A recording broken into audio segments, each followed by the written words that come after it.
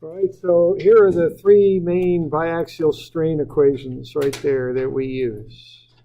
So the deal with this is we know the strains acting in the x and y directions. Our goal here is to find the strains that act at angles.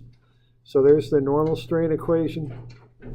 It's the shear strain equation. The shear strain would be the change in this original right angle right here.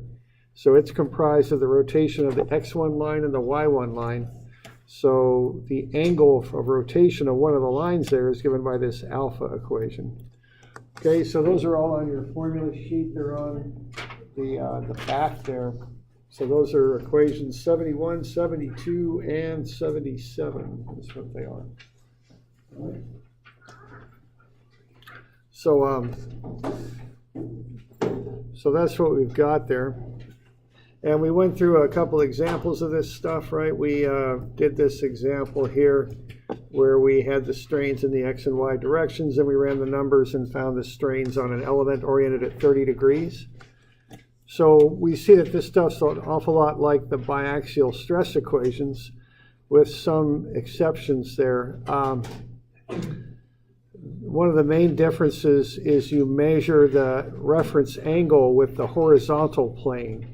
Not with the vertical plane like you do with stress, but with the horizontal plane. So this angle theta is measured from the horizontal. Okay. And the equations are quite similar, so you can just run the numbers and find the strains at different angles. Now we looked at this one example where we ran through a lot of calculations here to figure out what was going on with that angled element. I think this is page 530. And then we also looked at one kind of more realistic example, you might say, where we said we had this square plate, and we were going to apply some strains to it, and we wanted to know what was going to happen at 45 degrees. So there's that example there that we ran through. So we predicted at 45 degrees that we would have a strain of 0.1667, and then we went ahead and measured that. The original line at 45 degrees was 10.8. Our model predicted that the final line would be 12.6, and that came in pretty well. Okay, so that's what these equations do. If you know what's going on in the x and y directions, they will predict for you what's happening at a given angle with the horizontal. That's the deal. Now I got one other little example here for you. It looks like this. So this has to do with shear strain and that rotation angle alpha. So let's say we've got this thing here where we've got a plate with a diamond drawn on it. A diamond is just a rectangle, or a square actually, rotated at 45 degrees. So that's what I've got. And we know what's going to happen here. The strain in the x direction is given. It's 0.25. The y strain and the shear strain is 0 on this. So let's kind of predict what's going to happen here to that diamond. Okay. And this hopefully will illustrate the idea of shear strain.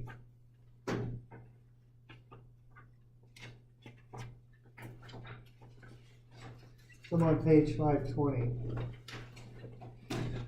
All right, so if we have this situation here, we could predict what the shear strain would be and that angle alpha would be at 45 degrees. So we just plug this stuff in there. What we're doing is we're taking this plate here that's 2 inches across and we're stretching it out to 2.5 inches. So that's a strain of 0.25. Okay? In the x direction, we're saying the y strain and gamma are 0. So if we just plug in epsilon x is 0.25, epsilon y is 0, and gamma xy is 0, we should come up with values for these two quantities here, gamma x1, y1, and alpha. So why don't we run those numbers and see what they come out to be.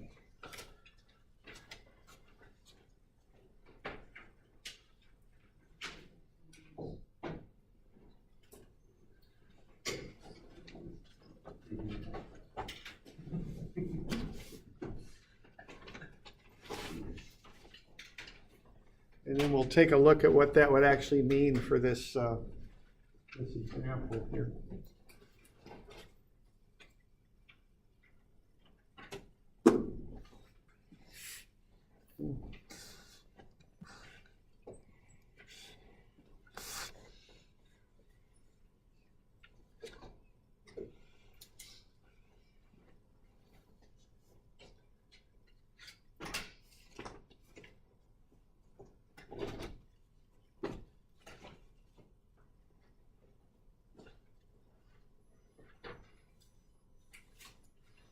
You have that homework due today, so remember that to whatever it is, 241, 221D.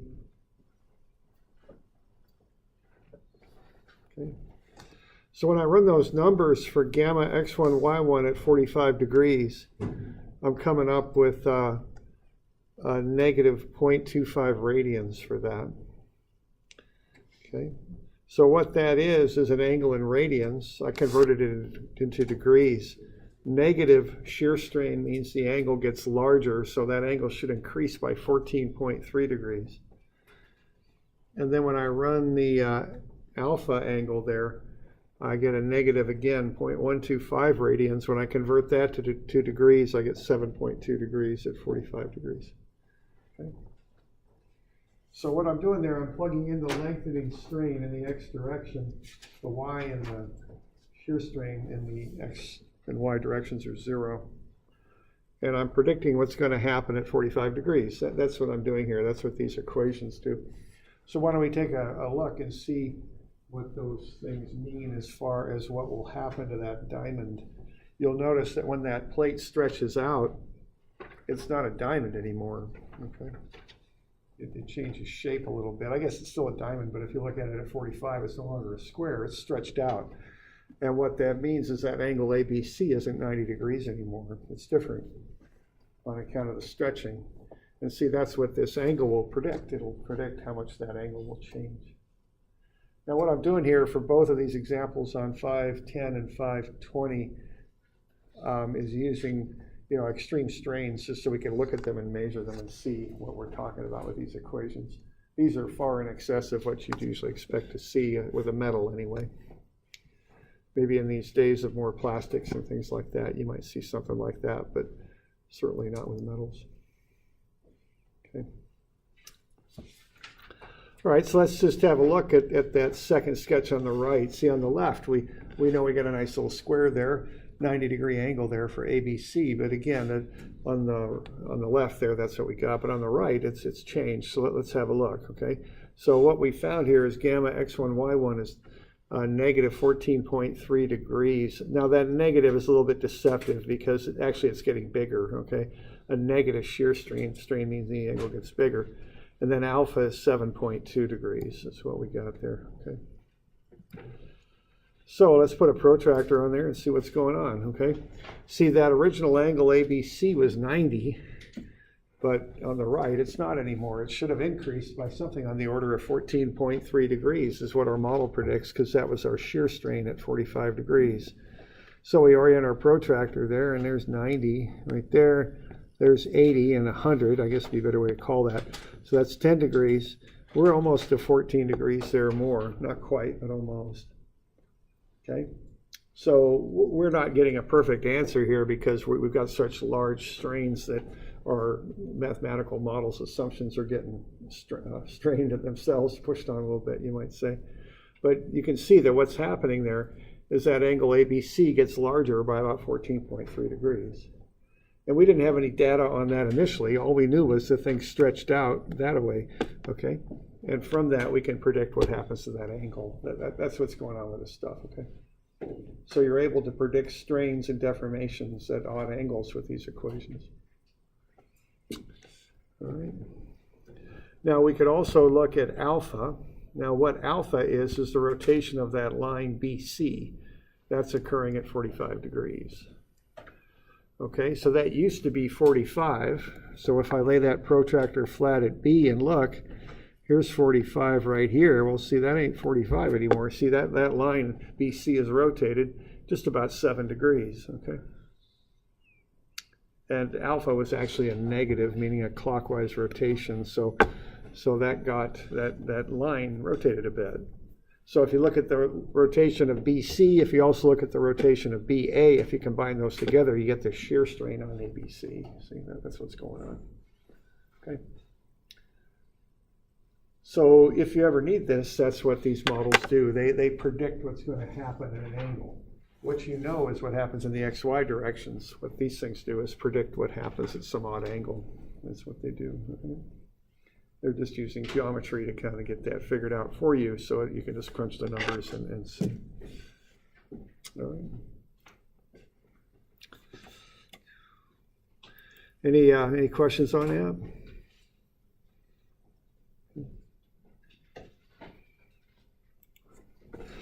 All right. Well, that's the biaxial stuff. Why don't we move into something different here? So we'll kind of change gears again. We'll get into more practical applications, and we'll look at some of the, what you might call the biaxial repercussions of some of these too. So let's start looking at how we design some stuff. Let's start off with pressure tanks. It's on page 560 is where it's at. So you've probably seen pressure tanks around. You know what they do, they contain pressure. So they're usually metal vessels. They're usually either cylindrical shaped or spherical, one or the other. There's probably the most common one that you've seen. You see these propane tanks at gas stations. They sell propane. They're either set up vertically or sometimes they're flat, parallel to the ground. But they're long cylinders with hemispherical end caps. All right. If you've ever been up to that park downtown Salem, down by the river there. So let's analyze these a little bit. All right. Now, what we're going to see is conservative assumptions made to analyze things. We make conservative assumptions because we don't want stuff to fail. You know, when we design it, we want to err on the side of caution, you might say. So we're going to look at thin-walled tanks, and the assumption there is there's a constant stress throughout the tank wall. And the general rule on this is the thickness of the tank should be less than 1/10 of the radius. If it meets that criteria, it's thin-walled. Okay. So what we're going to look at is the stress that builds up in these tank walls as you have pressure inside of the tank. So the first thing you do, or there's two ways we analyze these. One way is we look at the tank as though it's a pipe. So we ignore the effects of the hemispherical ends there and just look at the tank as though it's a pipe. And what we're going to do here is look at the tendency of that tank to split in half, basically on account of the pressure. And that's called the hoop stress, sometimes called circumferential stress. So what's going to happen here is you would have the internal pressure acting on a rectangular area if we cut that tank and if we treat the tank like a pipe and cut it in half, we're going to have a rectangular area there. Okay, now the area of that rectangle will be twice the radius times whatever length we're looking at here. And then if we multiply that by the pressure in newtons per square meter, let's say, we'll get a force trying to tear that tank in half down the long axis. Okay. So that's that force. It's 2RLP. So twice the radius times the length times the internal pressure. Now what's going to resist that will be the tank walls, the strength that builds up. Now what the strength in the tank walls is the length times the thickness of the wall. That's the area. Now we got a wall on the top and one on the bottom, so that's 2RL. And then we'll look at the internal stress. I'm sorry, I'm over here, my bad. I'm over here. So 2 times the L times the thickness, that's the area of the tank wall. Multiply that by the stress it builds up, you get a counteracting force. So you've got the pressure force trying to split the tank apart, and the tank wall pulls back to avoid being torn apart. And so we can figure out what that internal force would be in the tank wall. It's 2 times the stress times the length times the thickness. That's going to equal the force that's caused by the internal pressure, which is 2 times the radius times the length times the pressure. So the 2's cancel, as does the length. So the hoop stress times the thickness is the pressure times the radius. So you can divide out the thickness. You get an expression for the hoop stress. It's the internal pressure times the radius divided by the thickness of the tank wall, okay? So thickness of the tank wall there on the bottom. So that'll tell you, if you know the internal pressure and the tank dimensions, you can figure out what the stress is that builds up in the wall of the tank, which will allow you to design the tank, okay? All right. So that's basically a picture there. That would be the tank being split in half.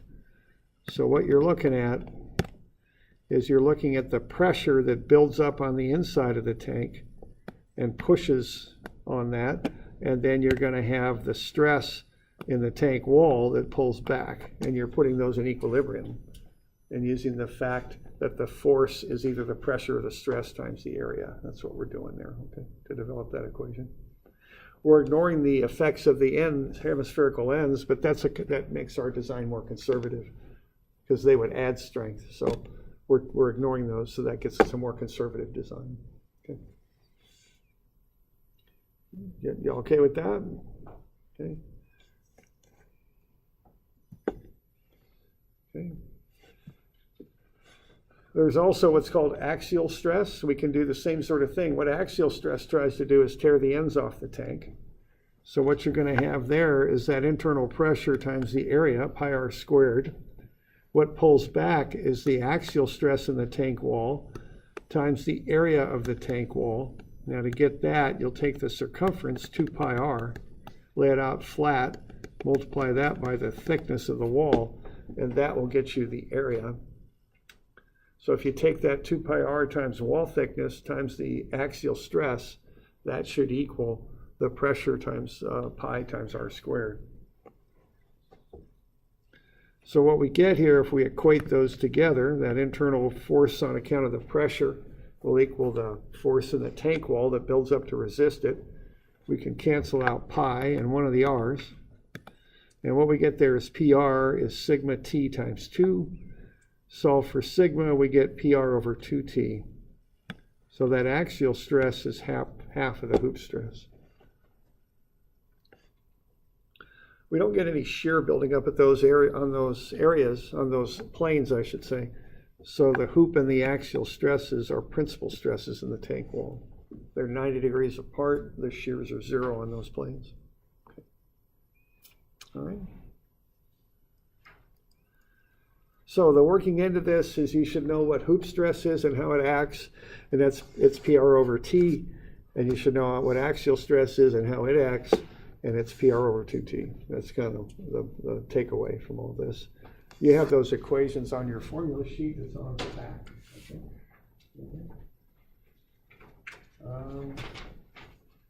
No, I put it on the front.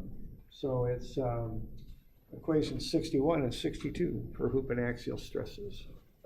Okay.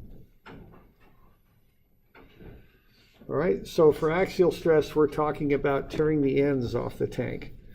So we'd have a failure right along that line right there if we had an axial failure. Okay. So let's have a look at an example, 5.7. So let's say we got a tank, and we've got the pressure inside is 800 kilopascals. So that's 800,000 newtons per square meter. That's what a pascal is. So 1 pascal is 1 newton per square meter. We've got 800 kilo meaning 10 to the third. So there you go. So let's find the principal stresses in the tank and also the stresses oriented at that angled element. Okay.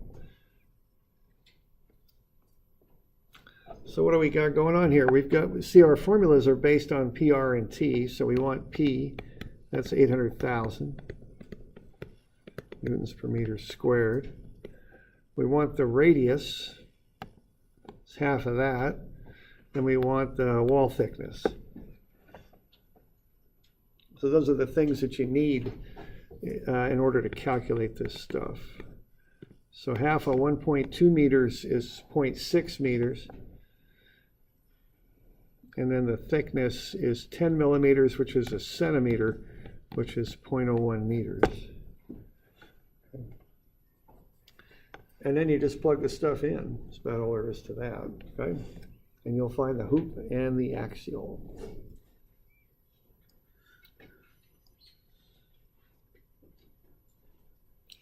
So just run the numbers, you can find the hoop and the axial.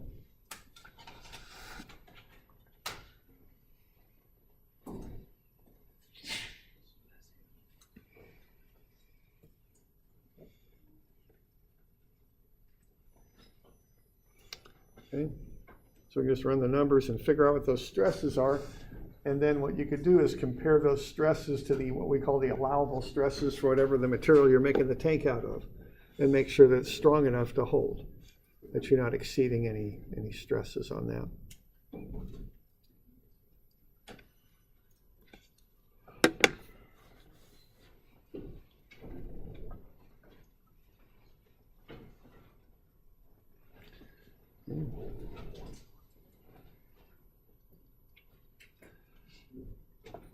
So I'm getting about 48 times 10 to the 6 for the hoop and 24 times 10 to the 6 for the axial. Is that about right?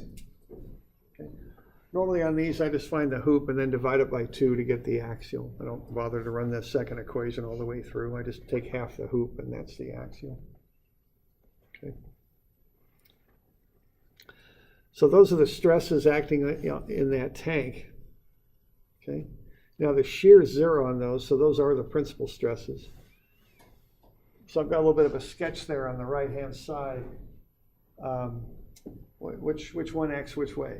So once you get that little sketch filled in over there on the right with the square with the arrows on it. Okay. So we good with the hoop and the axial, 48 and 24 megapascals? Okay.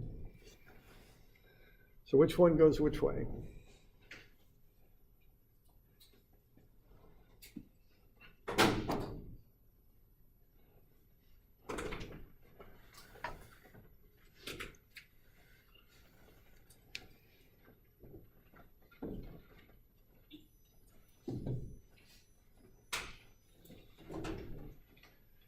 Now what the hoop's trying to do, the word comes from the hoop on a barrel. Okay, look at the hoop on a barrel. It holds the barrel with the piece standing out.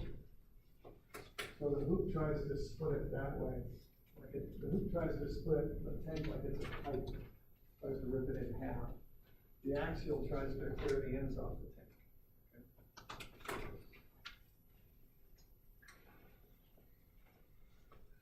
So, I would like you to be able to visualize this so you can fill out a sketch like what I got here, just given the hoop and the axial stresses, so you should be able to make that association there, that the hoop is the Y in this case and the axial is the X. Which is which depends on how the tank's oriented. I've got it oriented horizontally, so if the tank is horizontal,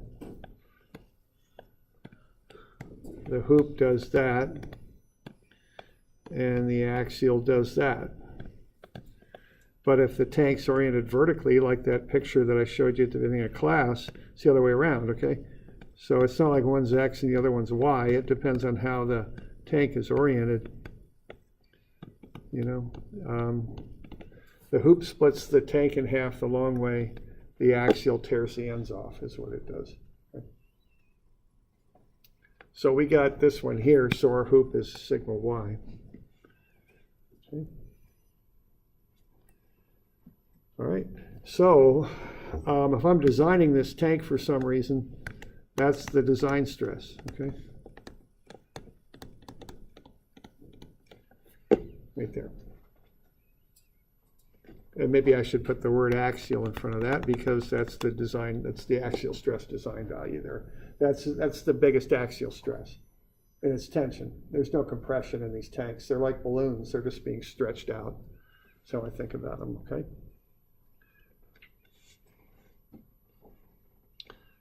So we're good with that? Doing all right?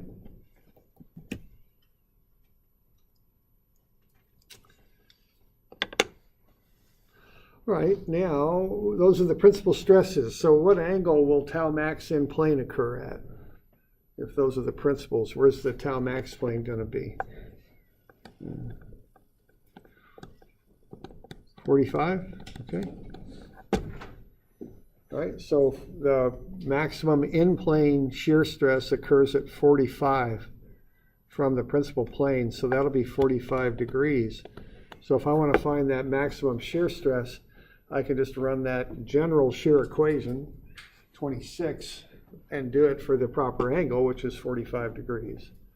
So I can plug 45 degrees into that thing.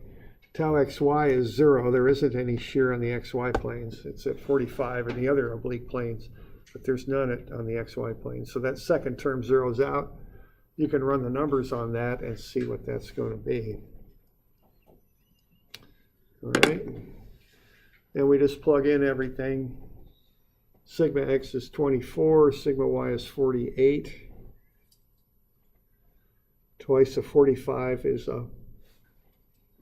90. So negative, that's part of the equation. 24 minus 48 over 2 times the sine of 90. And that comes out to be positive 12 megapascals. And then the average normal stress is sigma x plus sigma y over 2. 24 plus 48 over 2 is 36. So at 45 degrees, that's what's going on. Notice that the shear on the 45 degree plane is positive. So that shear there would rotate the element counterclockwise on the 45 degree plane. So we're doing stress here, so we're measuring from the vertical. So we're doing that. So we'll get to that shear right there, and that's positive. So that ought to go that away, right? The one on the opposite plane will rotate in the same direction. So they're both counterclockwise, kind of like a couple from statics. And then the other two will meet in the corners. And they all have a magnitude of 12, and then the normal stress is tensile at 36. That's what's going on there, okay?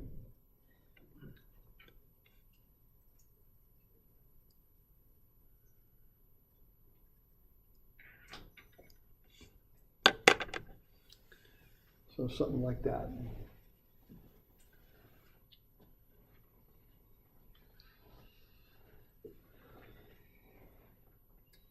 Okay.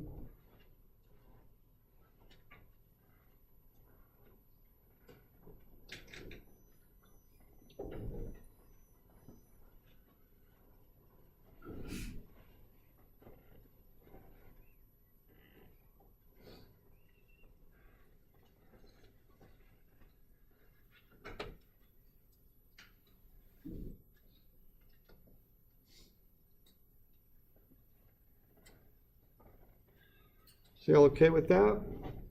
So now we're getting back in, we kind of got off into biaxial kind of theory world there for a while, but now we're getting back into something a little bit more realistic. I mean, this is a design we would do of a pressure tank. Probably not a whole lot of people do pressure tank designs. I bet it's kind of a specialized field, but all the same, this is how you do it. But now we're seeing how that transitions into the biaxial stuff we learned, see? We know that those hoop stress is and axial are the principal stresses, so the hoop is the design tensile stress for the tank. Now we're looking at what the design shear stress would be. In plane, it's 12. But should we look at the out of plane one? Is that something we ought to be looking at? I think maybe we ought to have a look at that one, okay? So the in-plane maximum shear is 12, but we want to look at the out of plane also, because you want to be sure that you're checking all possibilities. And I can think of things I really don't want to have fail, and I think pressure vessel's pretty high on the list of stuff I don't want to have fail. So we want to be real sure this isn't going to break, okay? So we'll have a look at that. All right. All right, so what's the absolute maximum shear stress in the tank? We should look at the out of plane shear, okay, for that. So what we're going to look at then is we're going to pick the bigger of these two, and that sure looks like it's 48 doing that, okay? And for the biaxial examples we've been doing, we kind of assumed that the other two stresses were 0. And, because it's biaxial loading. So what I'm doing, I'm looking through the tank wall now. This dimension right here is the tank thickness. Okay, that's T, the tank thickness, just so you get a perspective of what we're looking at. But I'll even go a step further on this, because I don't think, if I really want to be conservative, I won't assume that sigma z is 0, because what I have in there is the pressure generated by the tank itself, that 800 kilopascals. So that would be 0.8 megapascals, and that's the tank pressure, which is at the top of the page there, 800 kilopascals. That acts kind of like a compressive stress, okay? So if I want to be real careful on this, I wouldn't consider that sigma z to be 0. I'd call it 0.8, just to be careful, all right?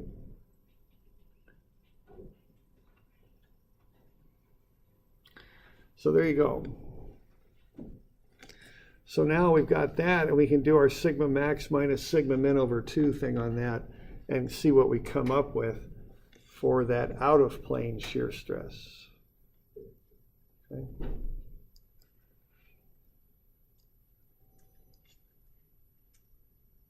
And see, that's going to come up to be a pretty big number. Tau max absolute, it's got a plus or minus in front of that parenthesis there. Sigma max, which is 48, minus sigma min, which I'm kind of assuming is negative 0.8.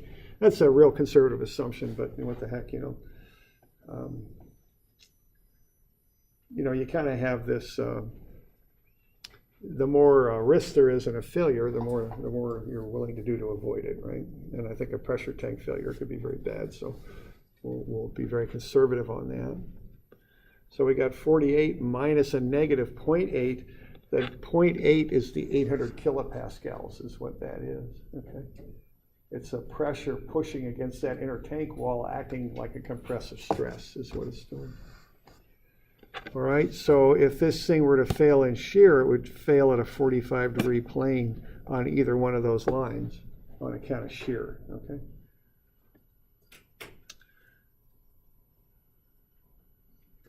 Now you can see how dramatic that is, because see, the in-plane shear is 12, but the out-of-plane shear is twice that, okay? So that's why it's important to check those out-of-plane shears, because they're often quite a bit larger than the in-plane. So we definitely want to be sure to be looking at that. And this does look like the governing one right there. So that's tau max absolute right there. So that's what you're going to design for. If you're designing this thing, it's the biggest shear. Okay?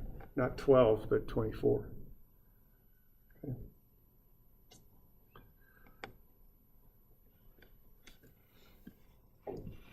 So the absolute maximum shear stress is at 24.4. It's not the 12.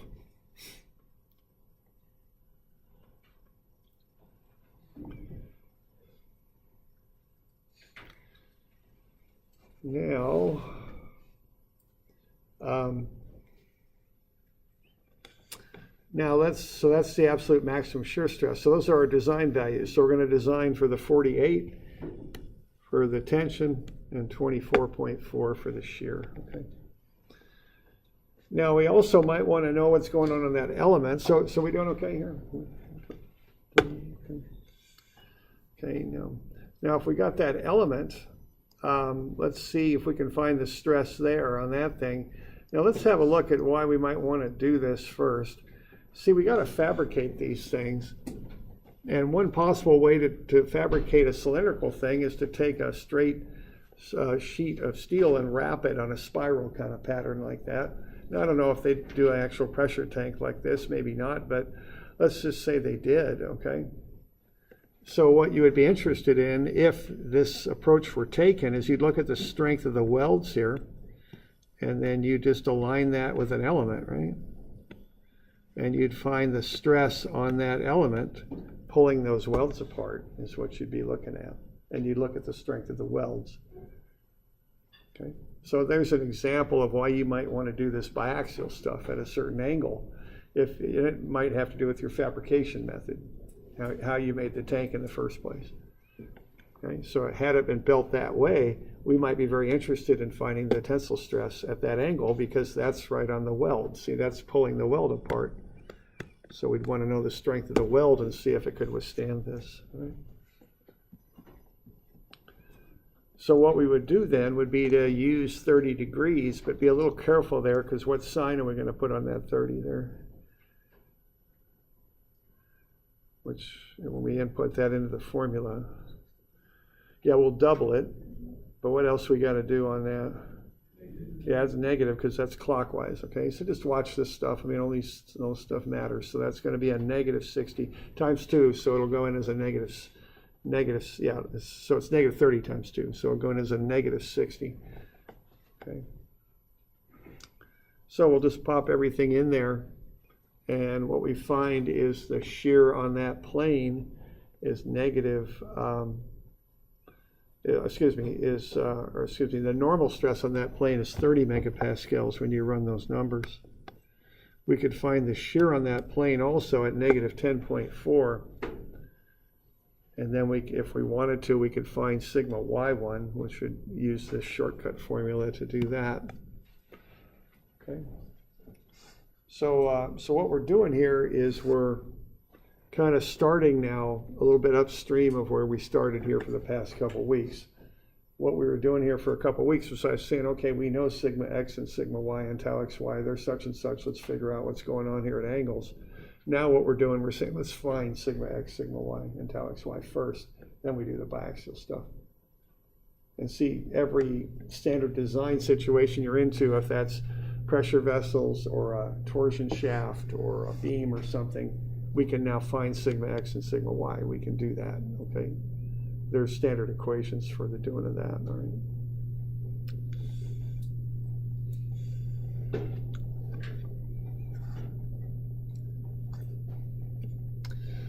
All right, so if we're going to sketch up what's going on this plane, you know, we got our 30-degree angle there, which went in as a negative 30 because it's clockwise. And then we got our little element there.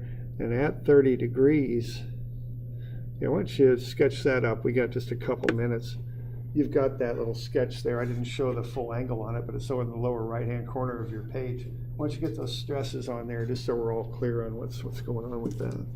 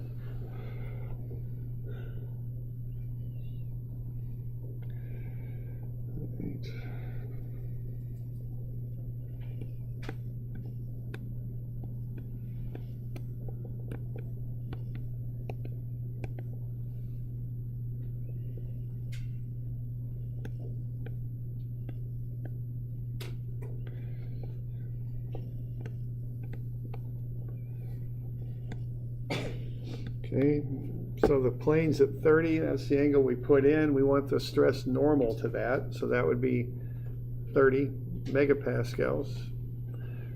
Okay, 90 degrees off of that, we got the 42. And then we can look at the shear on the 30-degree plane, the negative 30-degree plane. That is a negative shear, so that's going to rotate the element clockwise, as will the one on the opposite side, and the other two meet in the corners. So there we go, and that's 10.4.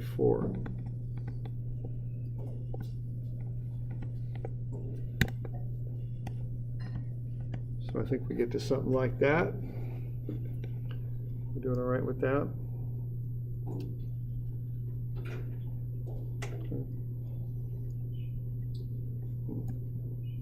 Oh, there we go. Okay.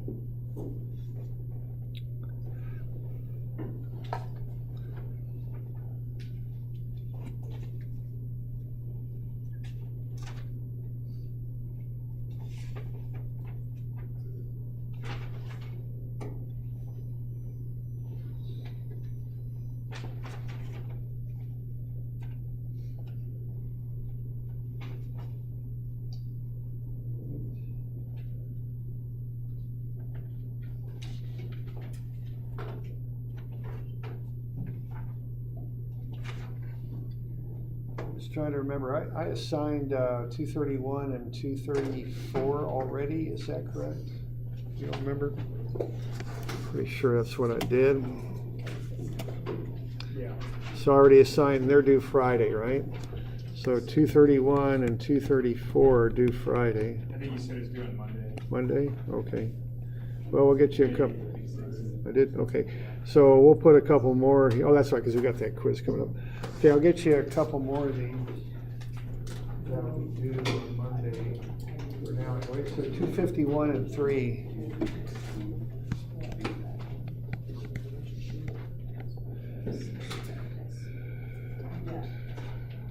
So I think that's the 6th, if I'm not mistaken. There we go. All right. So we good on that? Yeah, question there?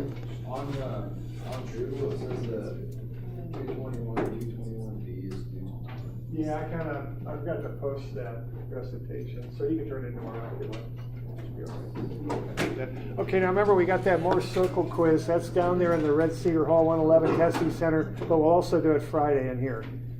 I got a few different versions of it, so we'll do it Friday in here in class for the first 25 minutes. Yeah, of course. So we have class, like we're going to be talking about stuff after the quiz? Yeah, right, yeah. The quiz is 25 minutes. Okay. And then we'll have class after.